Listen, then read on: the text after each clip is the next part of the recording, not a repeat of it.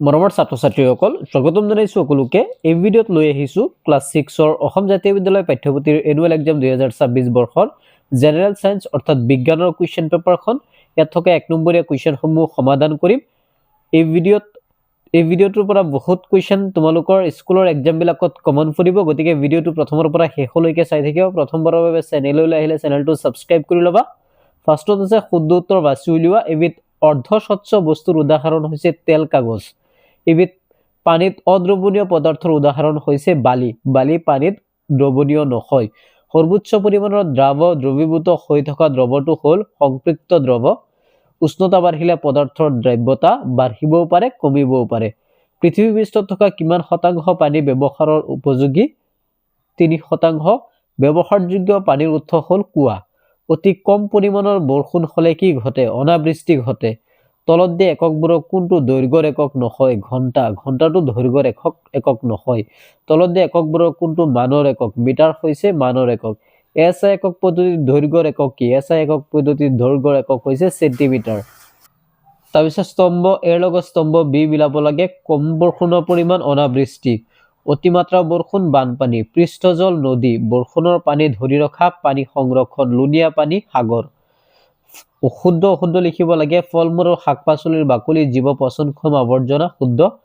জীৱৰ পাচন অক্ষম আৱৰ্জনাবোৰ বহুদিনৰ পিছত পচি যায় এটো অশুদ্ধ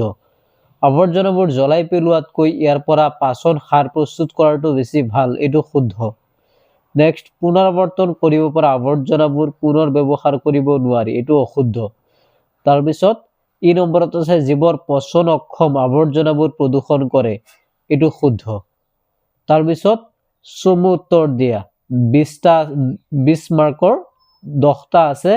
গোটেইখিনি এবাৰ চাই লোৱা যিকিনো এটা নহয় ইয়াৰ পৰা কেইবাটাও অহাৰ সম্ভাৱনা আছে মানে মিনিমাম 4টাৰ পৰা 5টা এই ভিডিঅ'টিৰ পৰা আহিবই তাৰপিছত 4 নম্বৰত আছে চমু উত্তৰ দিয়া অনাবৃষ্টি হোৱাৰ দুটা কাৰণ উল্লেখ কৰা পানী সংৰক্ষণৰ দুটা উপায় দ্ৰাৱ আৰু দ্ৰাৱকৰ সংজ্ঞা স্বচ্ছ বস্তু বা পদাৰ্থ কাক বুলি এটা উদাহৰণ জ্যোতি কাক বুলি এটা উদাহৰণ চুম্বকৰ দুটা ধৰ্ম এলপিজিৰ সম্পূৰ্ণ নাম ইংৰাজীত প্ৰতিফলন জলচক্ৰ পানীৰ দুটা ঘৰুৱা ব্যৱহাৰ এই 10টা 20 মাৰ্কৰ ইয়াৰ পৰা কিন্তু তোমালোকৰ এক্সাম বিলাকতো এই কুৱেশ্যন বিলাক আহিব ভালকে চাই যাবা উত্তৰ দিয়া যিকোনো 6টা জলপৃষ্ঠৰ 3টা উৎসৰ নাম কুঁৱলী আৰু নিয়ৰৰ মাজত থকা মিল আৰু অমিল বায়ুত জলীয় বাষ্প থাকে হে কেনেদৰে গম পাবা লিখা বৰফ এটুকুৰাত মুখত নিলে পমি যায় কিয় 3 প্ৰকাৰৰ আৱৰ্জনাৰ নাম উল্লেখ কৰা আৱৰ্জনা কাক বোলে আৱৰ্জনাৰ সৃষ্টি কৰা দুবিধ উৎস তাৰ পিছত কম্পাস কি এটা ইয়াৰ ব্যৱহাৰ উল্লেখ কৰিব লাগে উত্তৰ লিখা চুম্বকীয় পদাৰ্থ আৰু অচুম্বকীয় পদাৰ্থৰ মাজত পাৰ্থক্য